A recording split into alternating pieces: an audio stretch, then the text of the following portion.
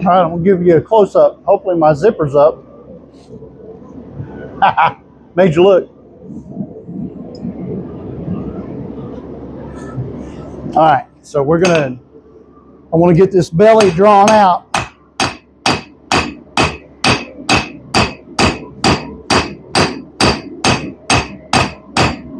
And I'm doing a drop point, and what I call a drop point camp. I know everybody else has 1,000 other names for them, but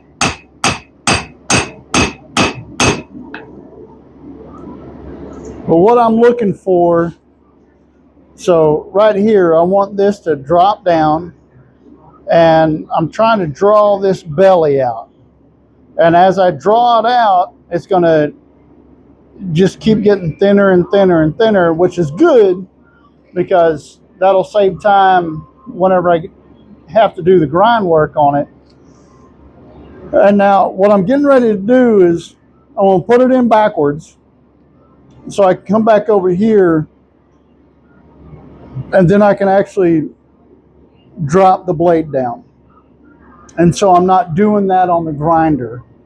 I want to be able to have this, and so as you see right here, I want this blade where that right there is in line right there.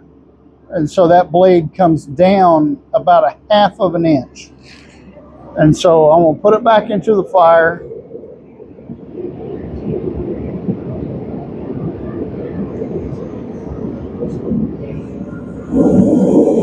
Turn that fire up.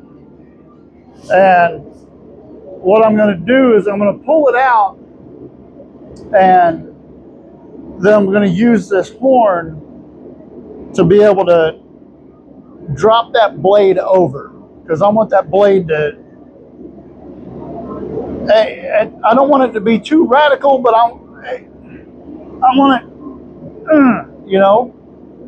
And so whenever I'm using this knife, it's got that drop down, so all my force is going into it, because blades that come away from you, you put force into it, it goes away from you. But if I put it down into it, it's one of these that as soon as I put it to wood, I put it to, because it's a drop point camp, so I can use it to, gather kindling, cut wood, process a squirrel, a rabbit, a quail,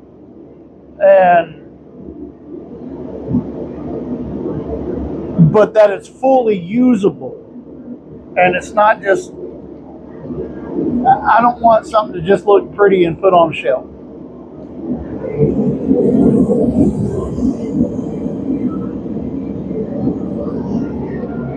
All right, so now what we're going to do is we're going to turn it, come out. So see where that sits right here?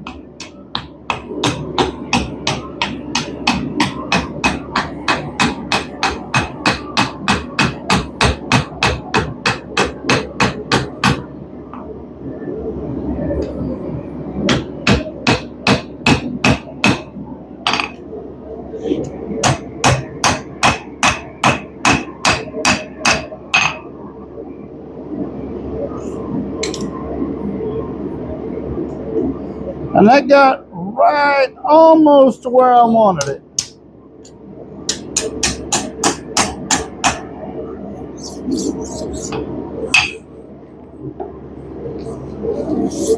Grab this wire brush, get all that scale off there.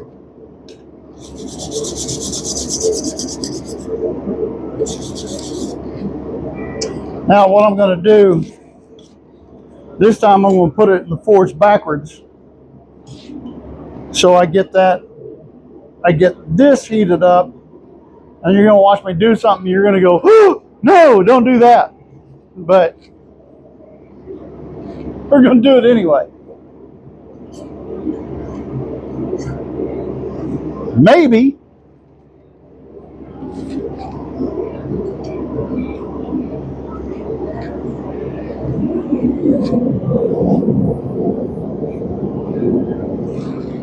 It's a good thing I've got plenty of tongs hanging around.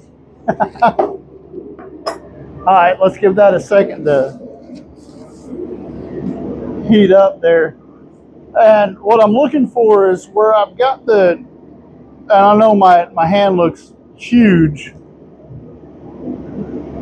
but outside the glove where that sits, I want that drop point to drop down.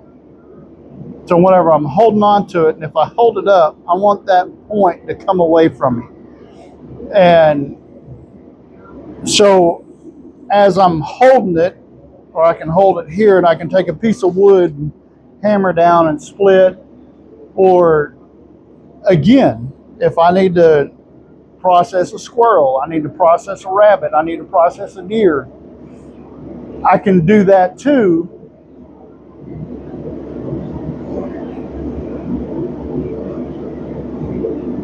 But I still need that meat there. And because this is a usable knife as you're out there. You know, you can't get these things off the internet. You can.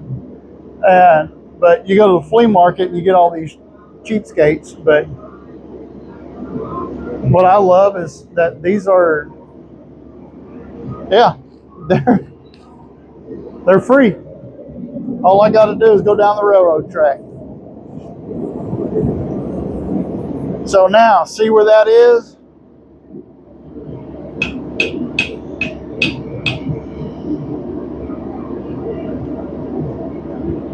Yeah. So what we're going to do,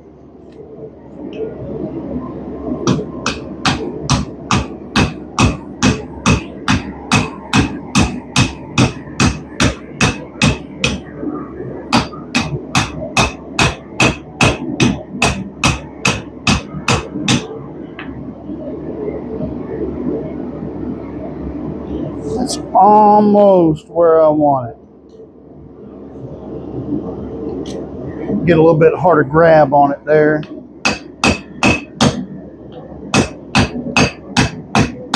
It's a good thing about these horns is they allow you to do things that you can't do on the flat surface. See how that's changing? See that?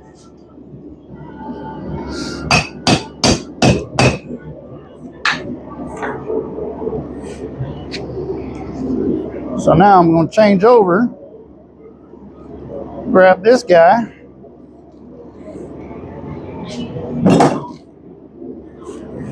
and then I need this hammer.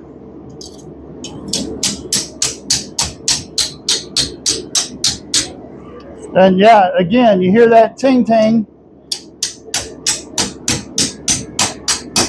It means I can't well on it. All I want to do is just do enough to bring that blade back to straight. Because whenever she's not at straight, well, she ain't country.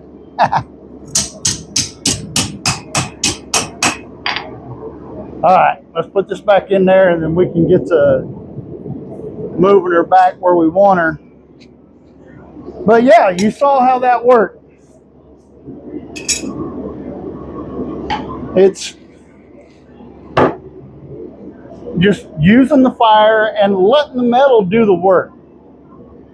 And I can, you know, and I've got all these hammers, you know, I mean, I could have been wailing on it with this 4-pounder right here. My elbow and my shoulder hates it, but I could have been just getting all the leverage I wanted. Ah! And you probably would have saw half the blade go flying that way. But no, you let the metal do what it's going to do. You still got to tell it where it's going to go. And then you put it back in the fire. It's a great thing about metalwork, about being a blacksmith. You just put it back in the fire. And that's what God is. God is the ultimate blacksmith. He just He just keeps putting us back in the fire. All right.